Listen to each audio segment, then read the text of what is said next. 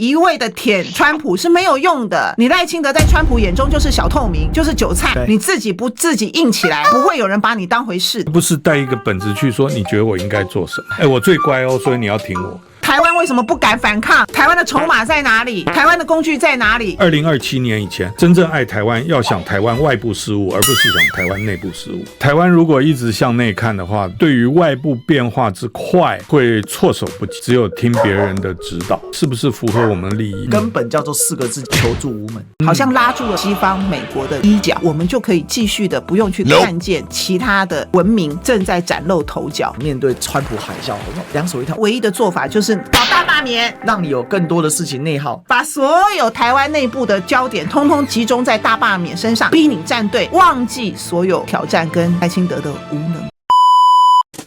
Ladies and gentlemen, welcome the host.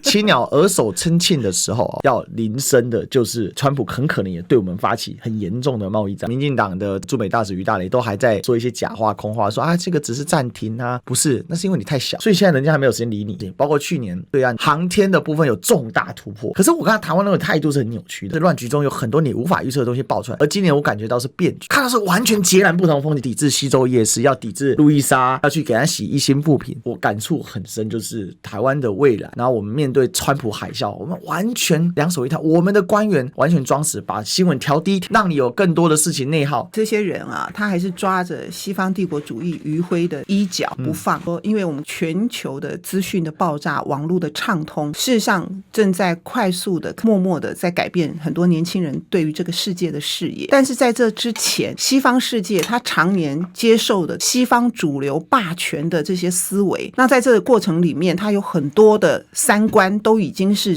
根深蒂固的，包含了对东方世界的丑化、邪恶化也是根深蒂固的，对中国有很多刻板的印象跟想象，这些都长期存在的。全世界所有的主流文化霸权不断的灌输一代又一代的年轻人这样的思维，要改变很困难。你可以继续的拒绝，就好像说没有招他当然就是会退回他原本壳里头，继续相信美国的霸权，继续相信历史的终结论，连福山都承认他的历史终结论是错误的，历史的终结并不是像他所说的最后文明的冲突在了最后历史正确胜利的这一方。民进党的这些人还在西方帝国主义的余晖里头很努力的想要拉住西方美国的衣角，好像拉住了他们，我们就可以继续的不用去看见其他的文明正在崭露头角，尤其是中华文明这个1000年的底蕴，其实它正在展现出它重新的这个生命力。台湾人鸵鸟心态把头埋在沙里埋不了多久了。台湾现在呢，其实赖清德是一筹莫展啊，模糊这些焦点，他端不出任何的牛肉，他没有任何的政绩，他对这样子风云诡谲的国际局势跟压力，马上我们面对护国神山何去何从，他也没有一招办事。他对于现在呢冰冻3尺的两岸关系，他也不知道该如何招架。大陆忽然间释出善意，是上海啊、福建啊可以组团来玩了，他瞬间傻眼，对，他不知道该怎么办，欲拒还迎。赖清德的无能就是灰犀牛，他就站在那里看着灰犀牛对他冲过来，他都不知道要闪救自己的命。他唯一的做法就是搞大罢免，把所有台湾内部的焦点通通集中在大罢免身上，逼你站队，然后忘记所有挑战跟赖清德的无能。就像 Tita 一样，川普意识到这时候，他反而发现哇 ，Tita 还可以帮我打败政敌。所以川普为什么救 Tita？ 很简单嘛，因为他帮他把拜登做掉了。所以大家是有预计他大概会疯到什么程度，或者是反正你就疯吧。中国的崛起是那种水涨船高，是水位一直在上升，而台湾就僵在原地，一边被海啸要冲过来，一边水位一直涨高，那些人不知道他要怎么办，就僵在那里。加拿大不就是美国的小弟嘛？那川普多么的看不起加拿大，还要把加拿大并吞，还要科高关税，那人家加拿大不就也反击了吗？你这样子我也要科你25%的高关税，所以就暂缓了。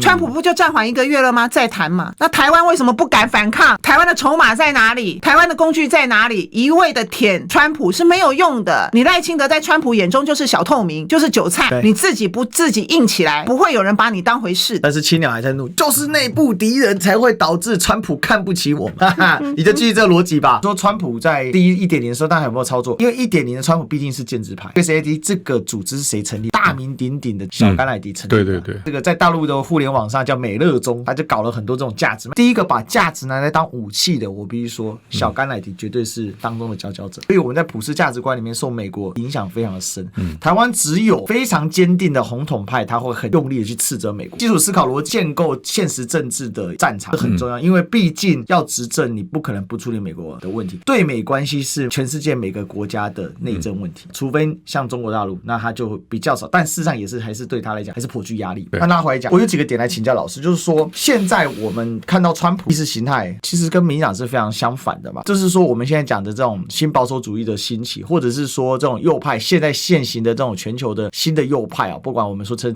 极右翼啊、MAGA 啊，其实他们都讲一个词叫 common sense， 他们拿来对抗 DEI 多元啊、进步啊这样的说法。Henceforth be the official policy of the United States government that there are only two genders.Male and female，你是乱步吧？我是正常人，我们是 common sense，我们讲正常那性别就2个，我看到就是2个，你怎么会看到有90几个、100个？这种价值观对于国民党在未来在论述战场上，其实都有很多的讨论空间。保守的浪潮对于国民党来讲的氛围、周边的环境来讲是相对有利的，因为民进党过去8年多讲的所谓的进步价值，基本上在美国是。目前是翻盘，川普现在 2.0， 民进党现在有2个风险，一个是作战不停，你没搭到那个列车，另外一个是美国的车子是在回转道了，那我们还在直行道，距离就会越拉越远。对，然后你所有讲的东西，第一个你的论述不改啊，别人不会要听，而且甚至会反对你，会觉得你是有问题，你的论述改得太慢，就会被强迫